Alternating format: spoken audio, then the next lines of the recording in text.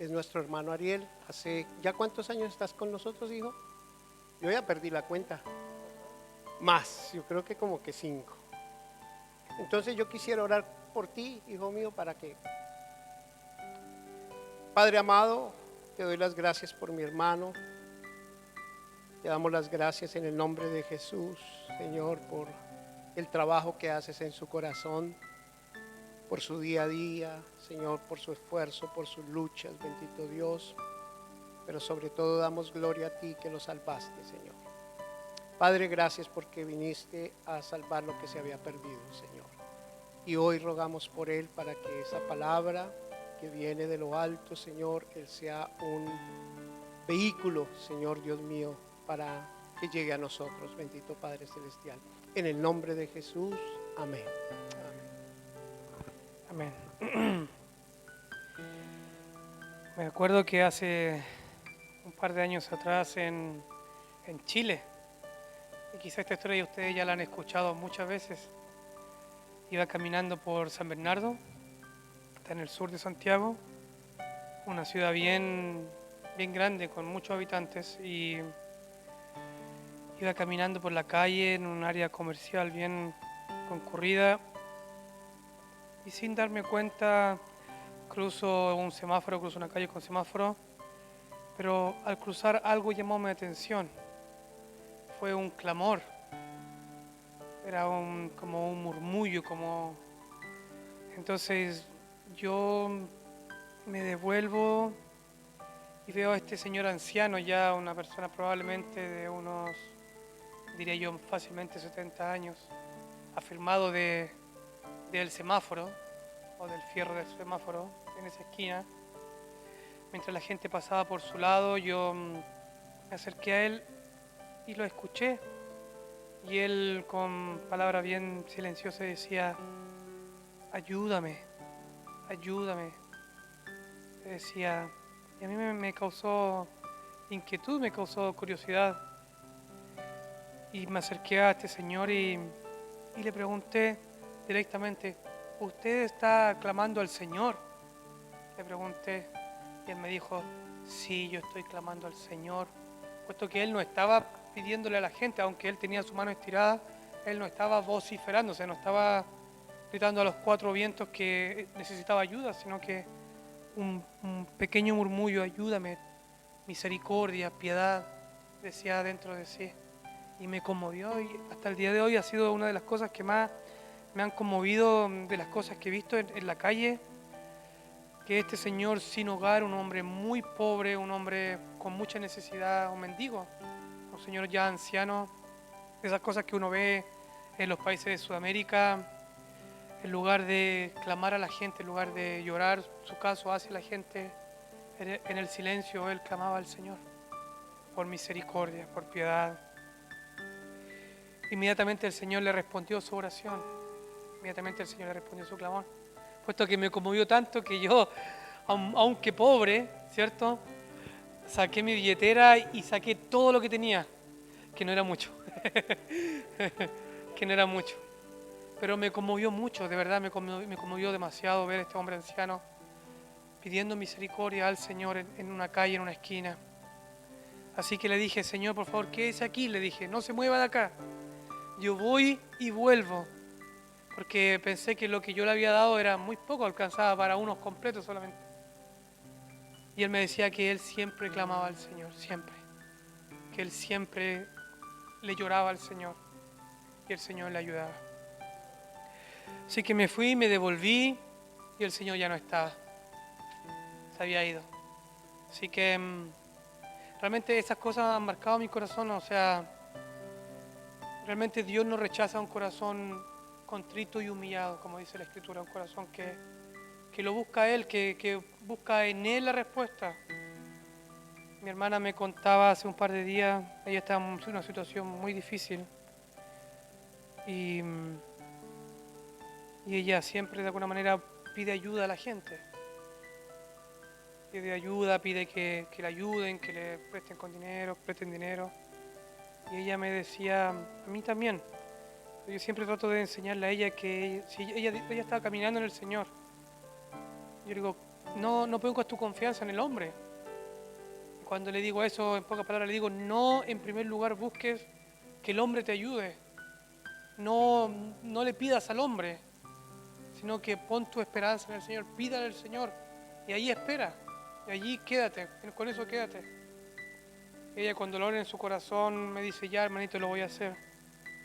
Me escribía al día siguiente, me dice, Ariel, ¿no sabes lo que pasó?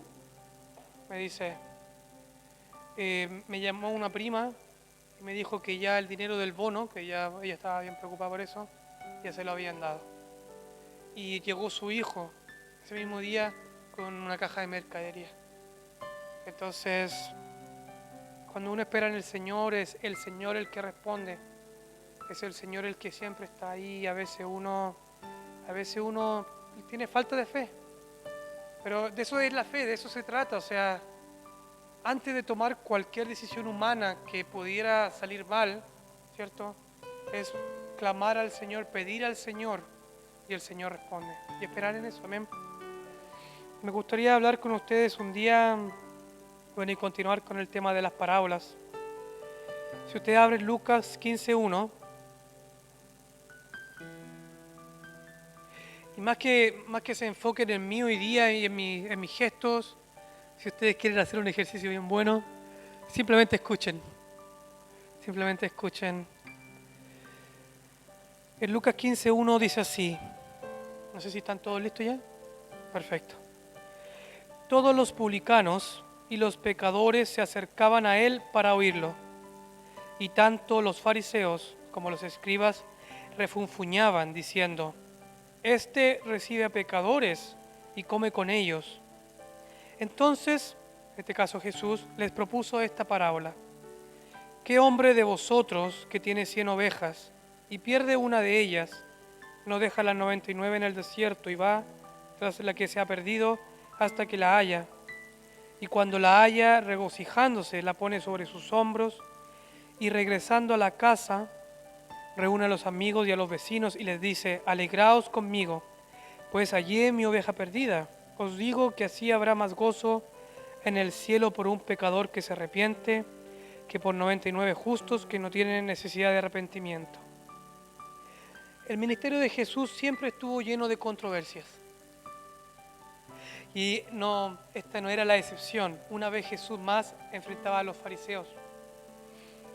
Ellos, si ustedes se fijan en el texto, refunfuñaban, o sea, con enojo, criticaban el hecho de que Jesús recibe a todo el mundo, pero en especial a los pecadores y publicanos. Los fariseos, en cambio, eran selectivos y no se acercaban a todas las personas. La razón, tenían miedo de ser contaminados. Recordemos que los fariseos eran una secta religiosa y ellos basaban su religión, si ustedes bien recuerdan, en la observación extrema de la ley de Dios. O sea, extrema. Tan extrema, si ustedes recuerdan la Escritura, Jesús recalca el hecho de que ellos eran prolijos incluso al diezmar las hierbas que crecían en su casa, en su jardín. La Biblia dice el comino, el col, el eneldo. Es como decir la menta y la ruda, por decir algo. Ellos hasta en eso se lo diezmaban. Bueno, yo leía que los fariseos en esa época no compartían con las personas al considerarlas pecadoras o con personas que no eran fariseos por el solo hecho de que quizás esa persona no diezmó la comida que estaban compartiendo. O sea, hasta ese extremo radical eran los fariseos. Otro tema acerca de los fariseos es que ellos aparentaban ser puros, aparentaban ser santos, aparentaban tener sabiduría y ellos se consideraban a sí mismos mejores que el resto de las personas. Jesús les decía a ellos: ustedes son sepulcros blanqueados. También les decía hipócritas. ¿Por qué razón? Porque en las palabras de Jesús ellos fallaban en las cosas más esenciales de la ley. ¿Y cuáles eran las cosas más esenciales de la ley? El amor y la misericordia. Por ejemplo, Jesús nos cuenta de ellos en la Escritura, que ellos habituaban el hacer críticas, habituaban el juzgar a la gente, el condenar a la gente, o sea, mandaban a la gente al infierno. Ellos también no perdonaban, también cometían adulterio, y el tipo de adulterio que ellos cometían no era un adulterio físico, un adulterio, podríamos decir, en hechos, sino que era un adulterio de la mente y del corazón. Ellos, de alguna manera, cada vez que hacían algo, lo hacían simplemente para buscar su propio bien. Y hay un sinfín de cosas más. Por ejemplo, amaban orar en las esquinas para ser vistos, les gustaba recibir, ¿cierto?, el reconocimiento de sus pares, no buscaban la gloria de Dios, más bien buscaban la gloria de los hombres. Son algunas de las cosas que ellos hacían. Una de las cosas que más me marcó acerca de los fariseos, y esto es lo que a mí realmente me causa controversia, ellos tenían un dicho para, ya no lo recuerdo muy bien, pero ellos le decían a sus padres ancianos: todo lo que yo ofrende a Dios, corbán, decían así, todo lo que yo te dé a ti, al Padre, es mi ofrenda a Dios. Y de esa manera ellos se eximían probablemente de dar una ofrenda a Dios y ayudar a sus padres, cosa que era incorrecto, porque la palabra de Dios, ¿cierto?, en los 10 mandamientos dice: honrarás a tu padre y a tu madre. Pero ellos, al de alguna manera manipular la interpretación de la ley en favor personal, ellos no ayudaban a sus padres como correspondía. Más bien ellos usaban eso de alguna manera para evitar ayudarles. Lo correcto, ¿cuál sería en ese caso? Sería: yo ayudo a mis padres sin descuidar mi rol con Dios. O sea, no necesariamente voy a mezclar las dos cosas, pero ellos no lo hacían de esa manera. Y eso de alguna manera me marcó. Así que quizás la razón más grande del problema de los fariseos era que amaban mucho el dinero, demasiado el dinero. Y yo quise agregar un poco de humor en el sermón. Cualquier similitud con la realidad es mera coincidencia. En la mente de los fariseos, y este es un tema súper importante, no cabía la idea de un Dios misericordioso como Jesús. Para nada. Que Jesús no era solo capaz de recibir a los pecadores, sino que Él era capaz de convivir con ellos, compartir con ellos, comer con ellos cada día. Él conversaba y tenía una vida natural y cotidiana con los pecadores. Ahora, cuando hablamos de pecadores, ¿cierto?, ¿qué clase de pecadores estamos hablando? Todo tipo de pecadores. Dentro de los grupos que los fariseos lo acostumbraban a nombrar, ellos decían publicanos y prostitutas. O sea que esa era la idea del fariseo, de la persona religiosa de la época, de la persona pecadora. O sea, todos eran publicanos y prostitutas. Así de grave era su forma de pensar. ¿Se ha preguntado usted alguna vez que si usted comparte con pecadores lo puede llevar a pecar? Lo voy a preguntar de otra forma. ¿Se ha preguntado alguna vez si usted comparte con gente del mundo, usted se va a volver mundano? ¿Se ha preguntado alguna vez eso? Yo sí. Yo me lo he preguntado muchas veces. En muchos de nuestros casos, y este es un tema, desde que nos convertimos en cristianos, solo compartimos con cristianos. Solo. Y esto es un hecho. Hay personas cristianas que desde que se convierten al cristianismo solo comparten con cristianos y con nadie más. ¿Y por qué? Porque de alguna manera quizás en nuestra mente hemos concebido la idea de que si compartimos con gente del mundo, ¿cierto?, nos vamos a ser arrastrados hacia el mundo. Recuerde que los fariseos también pensaban así.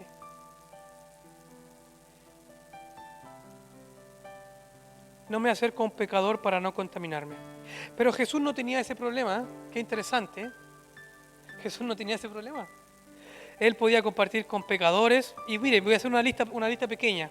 Con prostitutas, con delincuentes, con asesinos, con violadores. ¿Compartiría usted con un violador? ¿Qué pregunta? ¿Qué pregunta? ¿Qué compartiría usted con el asesino de un familiar. Pero Jesús sí lo hacía. Entonces, Jesús habrá pensado acerca de sí mismo, oh, voy a compartir con estas personas y me voy a convertir en mundano. Pero Jesús no tenía ese problema. Incluso Jesús se compartía con los más bajos de la sociedad y también compartía con fariseos y religiosos de la época. Así que los fariseos siempre odiaron la idea de que un hombre como Jesús, y piense esto, escuche esto, que mostraba las señales de Dios, que hablaba la palabra como ningún hombre jamás habló, le diera preferencia, y esto es, escuche bien, preferencia a los pecadores, antes que a los justos de la época, antes de que a los religiosos. Ellos odiaban eso realmente.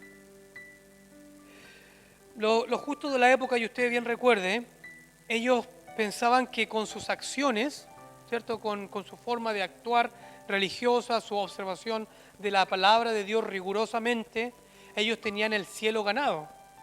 O sea que si ellos cumplían con la ley del diezmo y diezmar hasta el eneldo, hasta la ruda, a las pequeñas hierbas que crecen en el campo, tenían el cielo ganado. Eso es lo que ellos pensaban, ¿cierto? Pero Jesús le da preferencia a las otras personas. Y es increíble, pero aún así Él atacaba de una forma terrible a los religiosos de la época.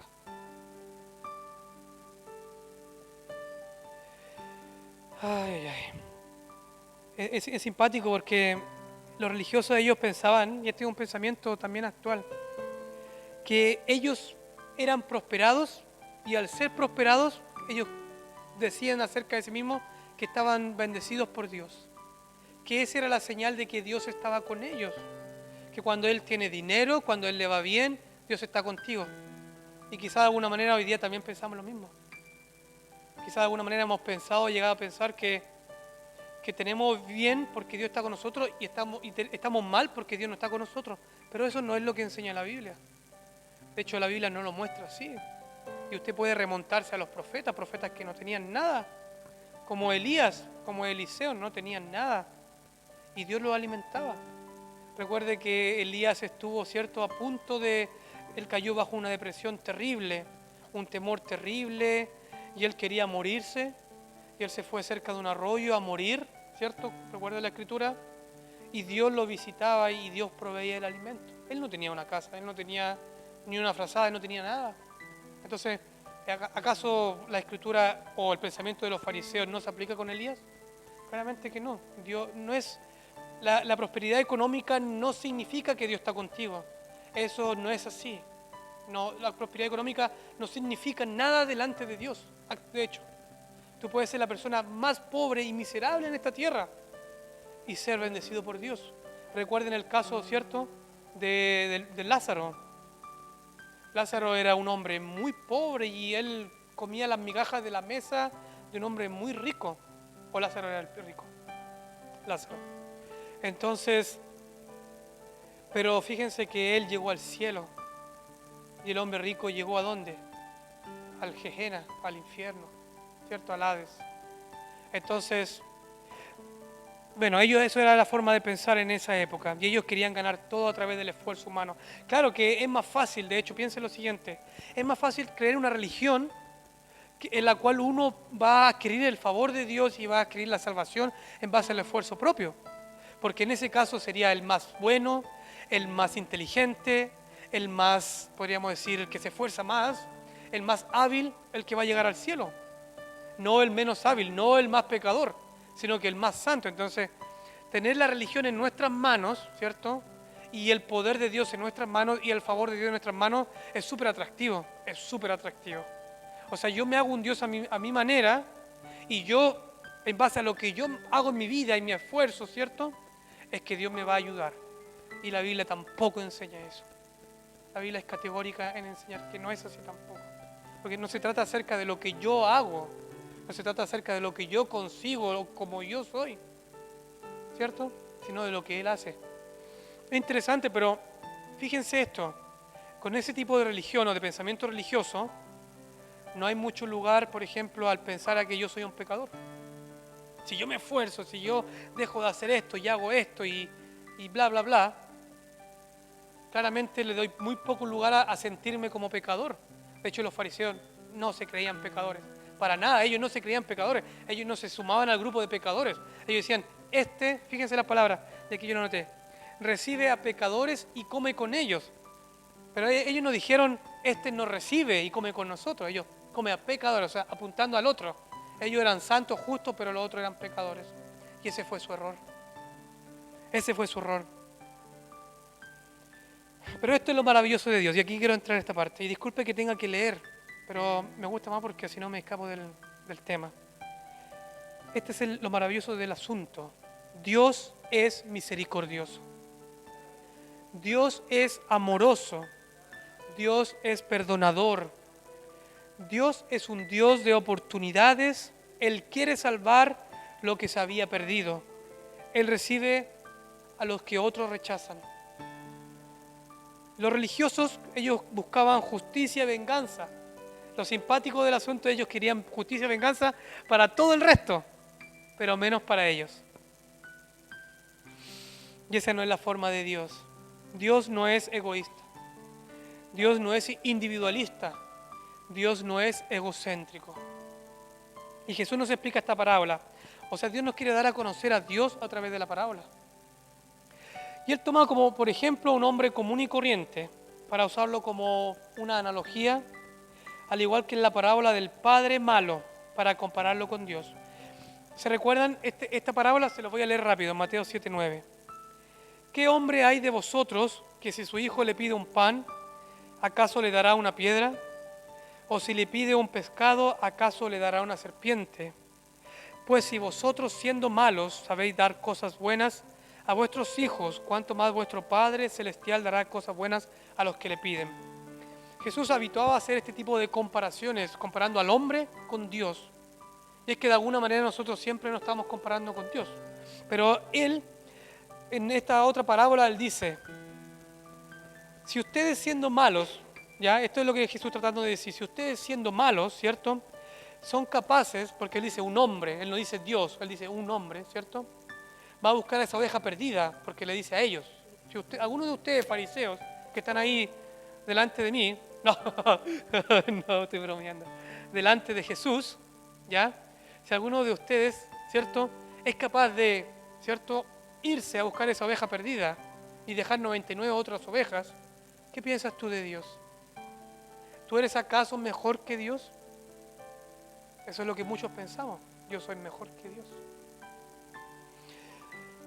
Entonces, fíjense lo siguiente. En Ezequiel 33:11 dice así. Diles, vivo yo, dice el Señor Dios, o Jehová Adonai, que no me complazco en la muerte del impío, sino en que el impío se vuelva de su camino. Volveos de vuestros malos caminos. ¿Por qué queréis morir, oh casa de Israel? En Ezequiel Dios, Él da a conocer su corazón. Dios no quiere que el pecador se muera de ninguna manera. Ninguno, ni siquiera uno, ni siquiera los fariseos. Dios no quiere que ni un hombre malo muera. Así es el corazón de Dios. Ese es su verdadero deseo. Ezequiel está plasmado su palabra. Y recuerden, Dios no cambia. Lo que Él es, Él siempre va a ser. Él dijo, yo no quiero que nadie, no quiero que ni una prostituta, no quiero que un delincuente, no quiero que un traficante, no quiero que un violador, no quiero que un asesino, no quiero que un político, no quiero que un fariseo, no quiero que un mentiroso, que un adúltero, no quiero que nadie se pierda, que un alcohólico. Él no quiere que nadie se pierda. Él no quiere que un profesor de universidad se pierda, aunque el profesor de la universidad se considere alguien bueno. Mucha gente se considera buena, pero Él no quiere que ni aun los que se consideran buenos, ¿cierto?, siendo pecadores, se pierdan. Él no quiere que nadie. Entonces, Él le dice, ustedes fariseos, son capaces de dejar otras 99 ovejas solo por esa única oveja perdida. Ustedes son capaces de arriesgar su vida y enfrentar peligros por esa oveja perdida. Ustedes, fariseos, son capaces de caminar por kilómetros y kilómetros hasta el cansancio por esa oveja perdida. Ustedes son capaces de gastar su tiempo y sus recursos por esa oveja perdida. Ustedes son capaces de trabajar arduamente por esa oveja perdida. Ustedes, y escuche bien esto, que no dieron a luz a la oveja. Ustedes que tienen probablemente motivaciones egoístas sobre la oveja. Ustedes que solo quieren a la oveja por su lana, por su leche, o por su carne, o por sus crías. Ustedes que son malos, son capaces de dar su vida por esa oveja perdida. Son capaces de hacer todas estas cosas que acabo de nombrar. Y aquí está la conclusión. ¿Cuánto más Dios, su Padre, que fue el que les dio la vida, la luz, ¿cierto?, a todos los hombres por iguales? ¿Cuánto más Dios, que fue el que nos creó a todos los hombres por iguales, ¿cierto? Y según como dice la Escritura, conforme a su imagen, conforme a su semejanza. ¿Cuánto más Dios, que ha gastado sus recursos, ¿cierto?, su tiempo, y ha enviado a sus siervos a ser muertos a lo largo de generaciones y generaciones, ¿cierto? Y en lo último envió a su único Hijo, Jesús, para morir por nuestros pecados. ¿Cuánto más Dios, ¿cierto?, no va a querer a esos pecadores? ¿Cuánto más Dios? Entonces Dios va a hacer todo lo imposible para alcanzar a esa oveja perdida. Yo sé que hay gente que no le va a gustar esto. Gente que se creen demasiado buenos. Yo me creía demasiado bueno en un tiempo, me creía justo. Claro, en mi ignorancia, en mi tiempo de ignorancia. Creía que haciendo todas las cosas que me decían en la iglesia, orando 1, 2, 3 horas, levantándome de madrugada a orar y leer la palabra, pensaba que después yo estaba en un nivel, como algunos dicen, de unción superior. Pero no era así, no fue así. Seguía siendo el mismo pecador arrepentido que fui siempre. La única diferencia es que ahora yo entendí que era un pecador y que necesitaba a Jesús. Lo necesito desesperadamente, con todo mi ser, y cada día lo necesito, cada día, porque cada día me equivoco, cada día cometo errores, ¿cierto? ¿Cuándo dejaremos de ser pecadores en la verdad, en la práctica real del día a día? Cuando estemos en el cielo, cuando el pecado haya sido eliminado de la faz de la existencia de todo lo que existe. En ese día recién vamos a dejar de ser pecadores, pero mientras tanto seguimos estando bajo este mundo que está corrompido, que está podrido, que vemos que se está muriendo, este mundo se está muriendo en todo tipo de aspectos, físicamente, biológicamente. El mundo está de alguna manera enfermo completamente, porque el pecado lo lastimó, lo dañó. Yo siempre digo, el pecado es la peor enfermedad de toda la existencia. El pecado es peor que el cáncer porque ha matado más gente, sigue matando más gente, pero nadie lo dice realmente. Pero es el pecado el que realmente mata. Y los fariseos, lamentablemente, ellos no vieron su problema. Ellos juzgaban a los otros que no eran como ellos. Y yo creo que a veces también nosotros caemos en esa situación de repente. Caemos en el hecho de juzgar a otros porque son malos y nos alejamos de la gente normal y cotidiana. Yo no digo que usted vaya a hacer las cosas que otros hagan, no le estoy diciendo eso. No se confunda. Yo no le digo vaya y hable con el drogadicto, vaya y hable con el traficante, vaya y comparte con la prostituta y haga las cosas que ellos hacen. No, yo no le estoy diciendo eso. Jesús iba donde ellos y compartía como una persona normal, sin siquiera fijarse que él era una prostituta, sin poner el prejuicio de antemano. Y a veces nosotros ponemos el prejuicio de antemano, siendo creyentes ponemos el prejuicio de antemano. Y de alguna manera le damos menor dignidad a las personas en base a sus pecados. Y en realidad, si lo ponemos de esta forma, así en una línea recta, ¿ya?, no hay categoría de pecado mayor o menor delante de Dios. La Biblia dice que el que no se arrepiente, ese morirá, ese perecerá. Entonces, de alguna manera el pecado está ahí, pero nosotros nos alejamos de las personas porque vemos y juzgamos y hacemos cosas que no están bien y caemos en la categoría de fariseos cuando no nos corresponde, cuando nuestro rol sería ir donde el drogadicto, ir donde el alcohólico, darle un abrazo al vagabundo en la calle. ¿Cuántos acá tienen el privilegio de haberle dado un abrazo a una persona hedionda, insoportablemente hedionda? ¿Por qué razón? Porque lamentablemente, culturalmente vive así y quizás no conoce otra realidad. Pero ¿cuántos lo hacen sin poner el prejuicio de antemano? ¿O cuántos han ido a la cárcel y han abrazado a alguien que realmente a veces da miedo? Pero Jesús lo hacía. Jesús lo hizo, Jesús compartió el pan, Jesús quizás tomó sus manos, partió el mismo pan con ellos, tomó de su bebida, de lo que ellos le ofrecían. Jesús no se escandalizaba por esas cosas, pero los fariseos sí. Entonces, Jesús nos está diciendo esto. Dios está haciendo todo, y escuche bien esto, todo para salvar al perdido, todo.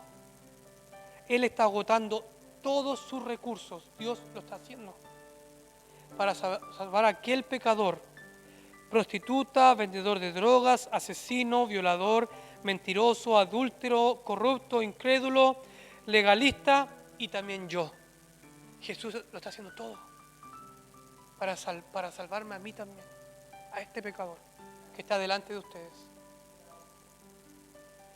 Dios carga al pecador, fíjense esto, Dios carga al pecador en sus brazos y no tiene miedo a ensuciarse.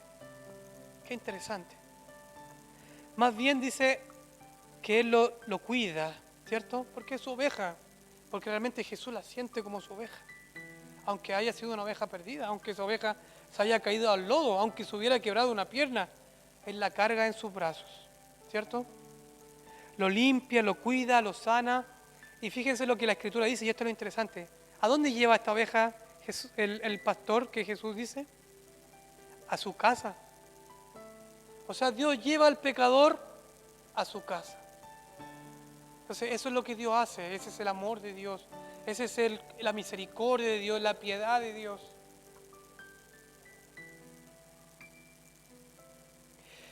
La oveja perdida le pertenece, era suya, aunque estaba perdida. Aunque sea un drogadicto, aunque sea una prostituta, aunque sea un político corrupto, aunque sea un asesino, aunque sea lo peor, aunque sea un terrorista, esa oveja le pertenece a Jesús, le pertenece a Dios, le pertenece, es suya. Quizás está sucia ahora, pero no deja de ser una oveja de Jesús. Así que,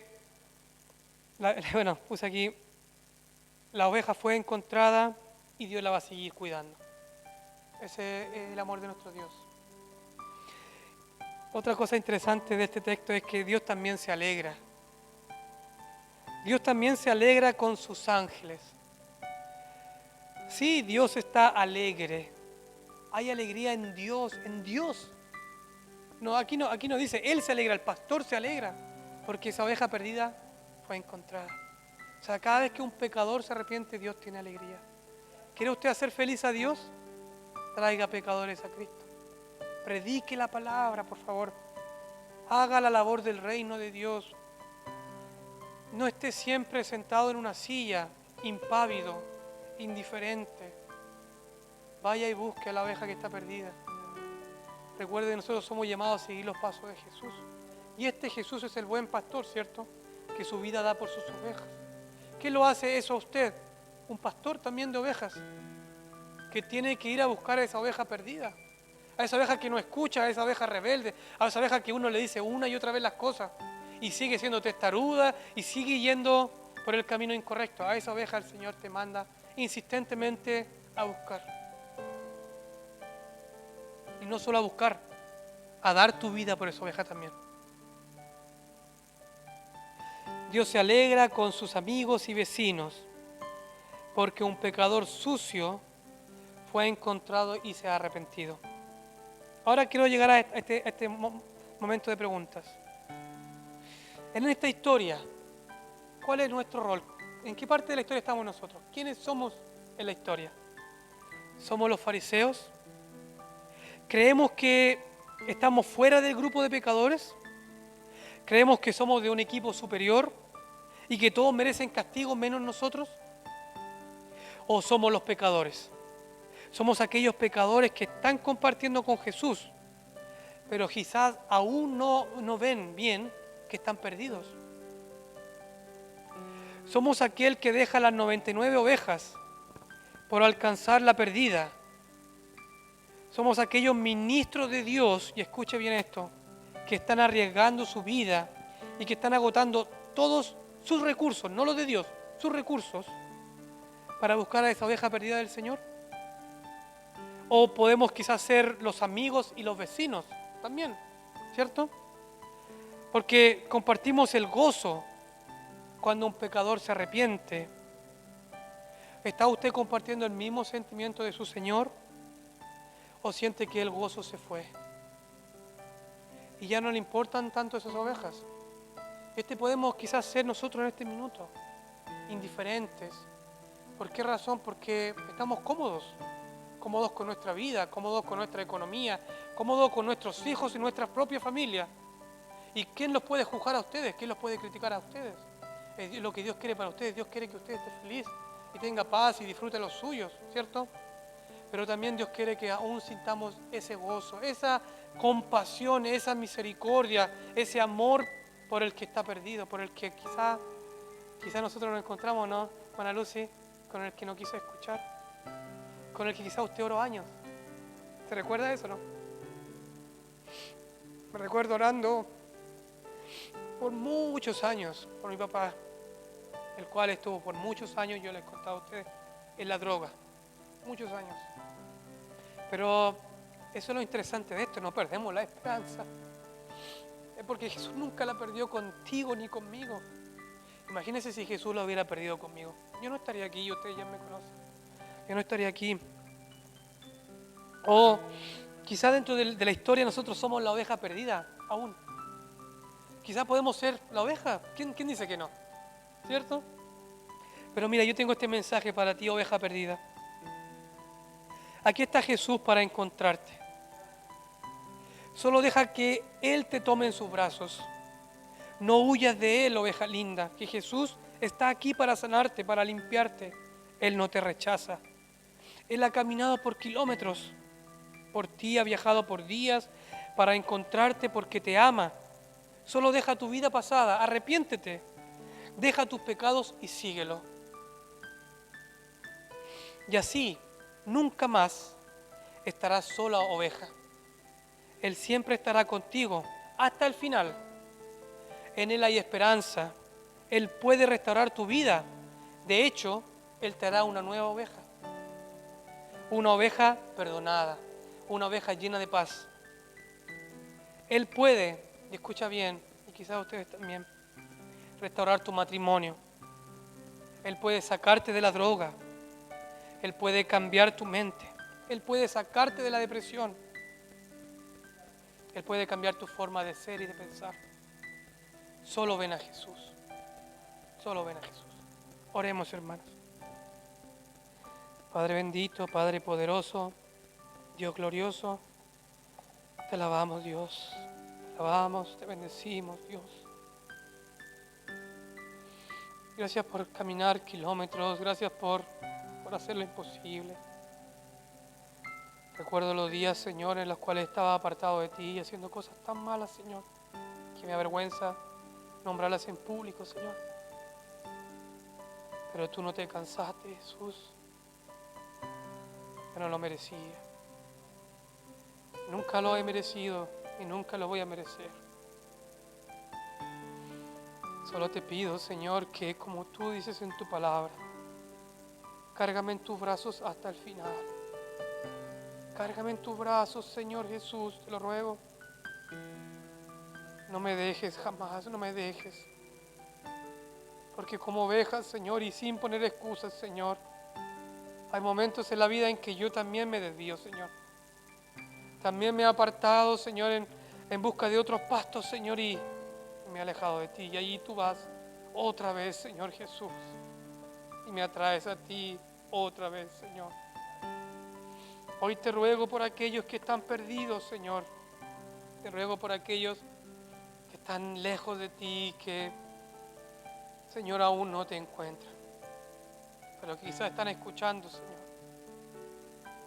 Ten misericordia, piedad, piedad, piedad, misericordia. Ayúdales, ayúdales, te lo ruego. Ayúdales, te lo ruego, Señor. Porque te necesitamos, Señor. La oveja perdida no puede llegar sola a casa. Está perdida. No conoce el camino. Te necesita, buen pastor. Gracias, Padre, por tu misericordia. Dios bendice a mis hermanos de la Iglesia de Cristo de Christchurch en Nueva Zelanda, Dios. Y a todos los que están escuchando, Señor. En el nombre de Jesús, Señor. Amén.